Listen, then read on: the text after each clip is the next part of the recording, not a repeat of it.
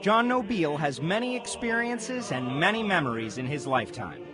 The past Mountain Motor Pro Stock champion, who now works as a car chief for his son Vincent Nobile, just like most Americans, will never forget the deadly terrorist attacks carried out less than 30 miles from his home on New York's Long Island. Nobile discusses with CompetitionPlus.tv his memories of the day the world turned upside down. One of the toughest days you experience every year being from Long Island, New York. Tell me why. Well, one, I lost a couple of personal friends over there, one in particular who was a fireman, who, my friend Peter, he was always the first one to jump in, and he was there, and I'm sure he was the first one to jump in, and they never found him. But, you know, it's home. It's 20 minutes from the house. It's Manhattan. It's like, you know, the center of the universe as far as I'm concerned. And they hurt us. They hurt us bad over there. What were you doing that day when you found out? Well, honestly, you know, I work a lot, late hours with my trucks, and I could be laying under a truck when it's 3 in the morning and most people are sleeping anyway. I think that night before I was working late at the yard. So where was I? I was in bed with my wife, or I was in bed. And, I was jogging. And my wife was out jogging, and put the TV on, got up, put the TV on, get my day started, and I thought it was a movie at first. Just like mostly everybody else.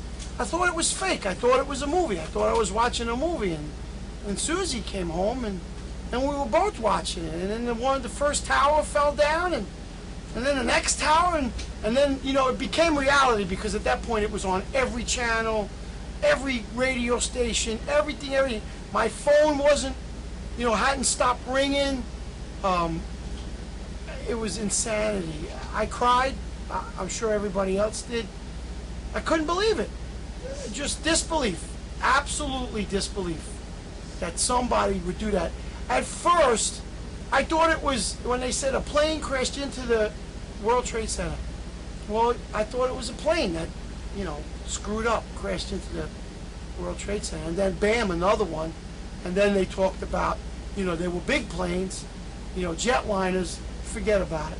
At that point, it was unbelievable. And then to find out who did it to us was worse yet.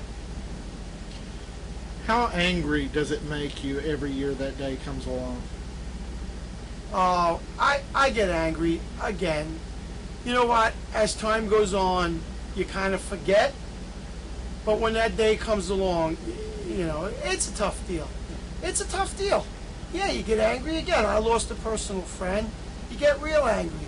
And then you get angry at, you know, the people that are in this country that shouldn't be here, that are very much part of what happened, and they're still here, and they laugh about it.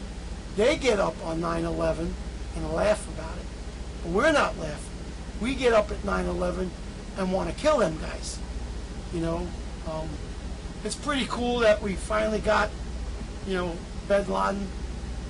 You know, I think it took too long. We should have did it way sooner, but that's how I feel. Vincent was 9 years old at the time. How did you explain this to him as a father? You know, I didn't think we didn't really explain much. I don't think we had to. 9 years old, the kids are really smart today.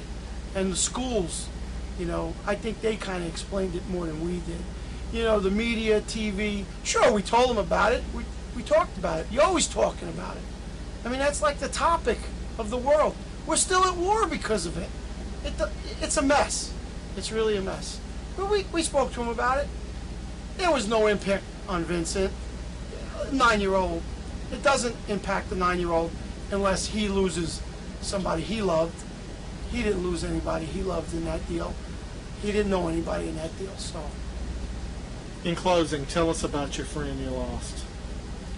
Yeah, well, like I said earlier, you know, my friend Peter, who was a firefighter in Manhattan, he went in, and, you know, he was always the first guy on the scene, and That's his personality, and we lost him. But the repercussions of 9/11 was I lost another real good friend, my friend Paul, in 2004, who died years later because of the, I guess, asbestos or all the poison toxic stuff in the air.